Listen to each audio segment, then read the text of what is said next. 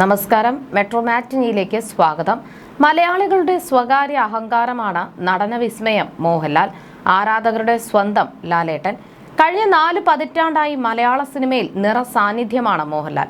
മഞ്ഞിൽ വിരിഞ്ഞ പൂക്കൾ എന്ന ചിത്രത്തിൽ വില്ലനായി എത്തി പിന്നീട് മലയാള സിനിമയുടെ നെടും തൂണായി മാറിയ മലയാള സിനിമയുടെ മഹാനടൻ മോഹൻലാൽ ഇതിനകം സമ്മാനിച്ചത് മറ്റാരാലും പകർന്നാടാനാകാത്ത ഒട്ടനവധി സിനിമകളും കഥാപാത്രങ്ങളുമാണ്.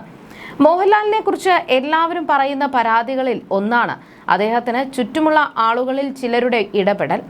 ഇപ്പോഴിത് അത്തരത്തിൽ സഹപാഠിയായ മോഹൻലാലിനെ കുറിച്ച് ചില കാര്യങ്ങൾ പങ്കുവയ്ക്കുകയാണ് സംവിധായകൻ വിക്കി തമ്പി. ഒരു മാധ്യമത്തിന് നൽകിയ അഭിമുഖത്തിലാണ് വിക്കി തമ്പിയുടെ വെളിപ്പെടുത്തൽ. ഞാനും മോഹൻലാലും ഒരേ കോളേജിൽ ഒരേ സമയത്ത് പഠിച്ചവരായിരുന്നു. ഞാൻ കെമിസ്ട്രി ആയിരുന്നു, പുള്ളി കൊമേഴ്സും. അന്ന് അങ്ങനെ മോഹൻലാൽ വലിയൊരു നടനാവും എന്നൊന്നും കരുതിയിരുന്നില്ല. അന്ന് പുള്ളി ഒരു നാടകത്തിൽ അഭിനയിച്ചിരുന്നു. ഞാനും അന്ന് കോളേജിൽ കലാരംഗത്തൊക്കെ പ്രവർത്തിച്ചു ഉണ്ടായിരുന്നതാണ്. അന്ന് പുള്ളി ഒരു നാടകം ചെയ്തിരുന്നു. മോഹൻദാസ് എന്ന് പറയുന്ന ഒരു നാടക നടൻ ഉണ്ടായിരുന്നു. അവിടുത്തെ ബെസ്റ്റ് ആക്ടർ ആയിരുന്നു അയാൾ. പുള്ളിയും മോഹൻലാലും കൂടിയാണ് നാടകം ചെയ്തത്. ആ കാലഘട്ടത്തിൽ അവർ അവിടെ നാടകം അവതരിപ്പിച്ചിരുന്നു. അതായിരിക്കും ഒരുപക്ഷെ അദ്ദേഹം കോളേജിൽ അവതരിപ്പിച്ച നാടകം. അതാരും അധികം പറഞ്ഞു കേട്ടിട്ടില്ല. മോഹൻദാസ് എന്നായിരുന്നു മോഹൻലാലിന്റെ കൂടെ അഭിനയിച്ച ആളുടെ പേര്. അന്ന് ആ നാടകം ഞാനും കണ്ടിരുന്നു. നല്ല നാടകമായിരുന്നു, നല്ല അഭിനയവും തന്നെയായിരുന്നു. അന്നൊക്കെ വേറൊരു രൂപമായിരുന്നു, മുടിയൊക്കെ നീട്ടിയുള്ള രൂപമായിരുന്നു. ഇപ്പോൾ നമ്മൾ മഞ്ഞിൽ വിരിഞ്ഞ പൂക്കളിൽ ഒക്കെ കാണുന്ന ഒരു രൂപമുണ്ടല്ലോ, അത്. അന്ന് പുള്ളിക്ക് അത്ര ഗൗരവമൊന്നുമില്ലല്ലോ. പക്ഷേ അദ്ദേഹം ടാലന്റഡ് ആയിരുന്നു. എങ്കിലും ഇത്രയും വലിയൊരു രീതിയിലേക്ക് വരുമെന്നൊന്നും നമ്മൾ വിചാരിച്ചിരുന്നില്ല.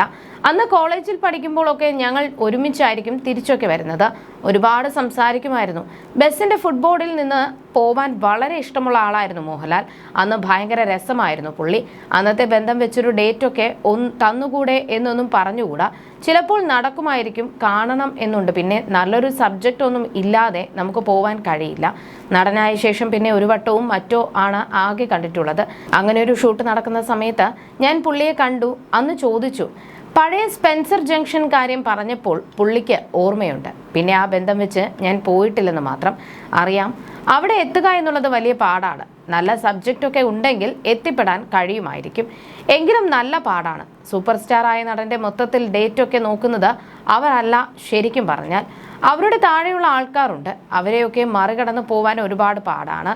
അതൊരു പക്ഷേ നിങ്ങൾക്ക് പറഞ്ഞപ്പോൾ മനസ്സിലായി കാണും. അദ്ദേഹം വളരെയധികം ഉയരത്തിലെത്തുന്നത് സന്തോഷമുള്ള കാര്യമല്ലേ. പിന്നെ നമ്മുടെ കൂടെ വർക്ക് ചെയ്ത ആൾക്കാരും നല്ല സംവിധായകർ ഒക്കെയായി എത്തിയിരുന്നു. അതൊക്കെ കാണുമ്പോൾ സന്തോഷമാണ്. മോഹൻലാലിലേക്ക് എത്താനുള്ള തടസ്സം എന്താണെന്ന് ചോദിച്ചാൽ പുള്ളിയുടെ മാനസികാവസ്ഥ എന്തെന്ന് നമുക്കറിയില്ലല്ലോ. ജീവന്റെ ജീവൻ എന്ന സിനിമയിൽ ഒരുമിച്ച് വർക്ക് ചെയ്തിരുന്നു.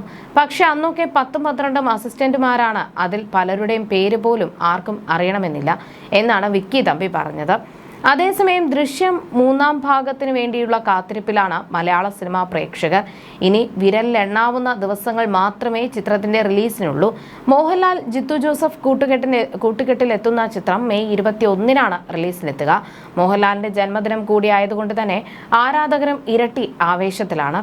ചിത്രത്തിന്റെ ആദ്യ ഷോ രാവിലെ 8 മണിക്കാണെന്ന് അണിയറ പ്രവർത്തകർ പ്രഖ്യാപിച്ചിരുന്നു. നേരത്തെ പുറത്തുവന്ന ചിത്രത്തിന്റെ ടീസറും ചർച്ചയായിരുന്നു. ഇന്ന് വൈകുന്നേരം ചിത്രത്തിന്റെ ട്രെയിലറും പുറത്തിറങ്ങും. കഴിഞ്ഞ ദിവസം നടന്ന ചിത്രത്തിന്റെ വാർത്താ സമ്മേളനത്തിനിടെ ഉയർന്ന ഒരു ചോദ്യവും അതിന് മോഹൻലാൽ നൽകിയ ഉത്തരവുമാണിപ്പോൾ സോഷ്യൽ മീഡിയ ഏറ്റെടുത്തിരിക്കുന്നത്. ലാലേട്ട, മെയ് 21-ന് തൂക്കണം എന്നായിരുന്നു കമന്റ്. ഇതിന് മറുപടിയായി പ്രസ് മീറ്റ് കഴിഞ്ഞ് നടന്നു പോകുമ്പോൾ തൂക്കുമെന്ന് മോഹൻലാൽ പറയുന്നുമുണ്ട്. എല്ലാ പിറന്നാളിനും തന്റെ സിനിമ റിലീസ് ചെയ്യുക എന്നത് നടക്കുന്ന കാര്യമല്ലെന്ന് മോഹൻലാൽ പറഞ്ഞിരുന്നു. ചിത്രത്തിന്റെ റിലീസ് ഈ ദിവസം തീരുമാനിച്ചതിനെ കുറിച്ചായിരുന്നു മോഹൻലാലിനോടുള്ള ചോദ്യം. ഇതിന് മറുപടി പറയുകയായിരുന്നു താരം. ഈ സിനിമ നമ്മൾ നേരത്തെ റിലീസ് ചെയ്യാൻ പ്ലാൻ ചെയ്തതായിരുന്നു. എന്നാൽ പശ്ചിമേഷ്യൻ സംഘർഷത്തെ തുടർന്ന് നമുക്ക് റിലീസ് മാറ്റേണ്ടതായി വന്നു. സാധാരണ സിനിമകൾ റിലീസ് ചെയ്യുന്നത് വ്യാഴാഴ്ചയോ വെള്ളിയാഴ്ചയോ ആണ്. മെയ് 21 ഒരു വ്യാഴാഴ്ചയാണ്. അതൊരു ഭാഗ്യമായിട്ട് കരുതുന്നു. പിന്നെ ഇങ്ങനെ ഒരിക്കലേ ചാൻസ് കിട്ടുകയുള്ളൂ. അത്രയും ആൾക്കാർ പ്രതീക്ഷയോടെ കാത്തിരിക്കുന്ന ഒരു സിനിമ, ആ സിനിമ നമ്മുടെ പിറന്നാളിന് കൊടുക്കുക എന്ന് പറയുന്നത് എന്നേക്കാൾ കൂടുതൽ ആന്റണിയുടെ അഭിപ്രായമായിരുന്നു. അതൊരിക്കൽ മാത്രം സംഭവിക്കുന്ന കാര്യമാണ്. ഇനി എല്ലാ പിറന്നാളിനും ഓരോ സിനിമ ഇറക്കാൻ പറ്റില്ല. അത് മാത്രമല്ല, ആ ദിവസങ്ങൾ കൂടി വരണം. നമ്മുടെയൊക്കെ ജീവിതത്തിലെ ഏറ്റവും പ്രധാനപ്പെട്ട ഒരു കഥാപാത്രമാണ് ജോർജ് കുട്ടി ദൃശ്യവും. അപ്പോൾ ആ ദിവസം വന്നത് വളരെ പോസിറ്റീവായി ഞങ്ങൾ കാണുന്നു. അതൊരു പിറന്നാൾ സമ്മാനമായ ആൾക്കാർക്ക് കൊടുക്കാനുള്ള ഒരു ധൈര്യം ഞങ്ങൾക്കുണ്ടായി. ഒരു മോശം സിനിമയൊന്നും ആയിരിക്കില്ല, ഇതിലൊന്നും കള്ളത്തരങ്ങളൊന്നുമില്ല. ജോർജ് കുട്ടിക്കും കുടുംബത്തിനും സംഭവിച്ചത് എന്താണെന്ന് എല്ലാവർക്കും അറിയാം. അതിൽ നിന്ന് അയാൾ എങ്ങനെ രക്ഷപ്പെടുന്നു എന്നതാണ് എല്ലാവർക്കും അറിയേണ്ടത്. എന്റെ പിറന്നാൾ ദിവസം തന്നെ ഈ സിനിമ റിലീസ് ചെയ്യുന്നതിൽ സന്തോഷമുണ്ടെന്നും മോഹൻലാൽ പറഞ്ഞു.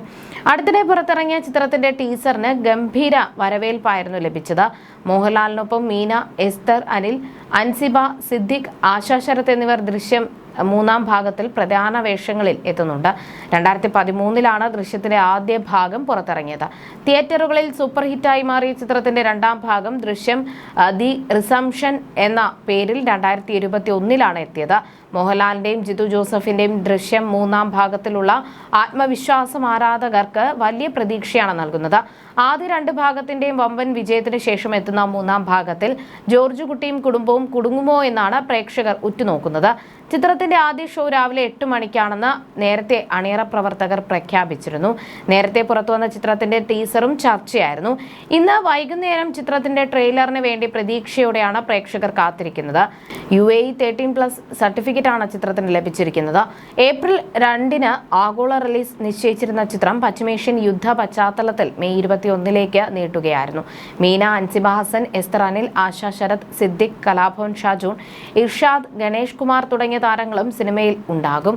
ആശീർവാദ് സിനിമാസിന്റെ ബാനറിൽ ആന്റണി പെരുമ്പാവൂരാണ് സിനിമ നിർമ്മിച്ചിരിക്കുന്നത്. You're watching me on metromatney.com. on metromatney.com. metromatney.com. Subscribe for more videos. Subscribe for more videos. Subscribe here for more videos. Subscribe now. Thank you.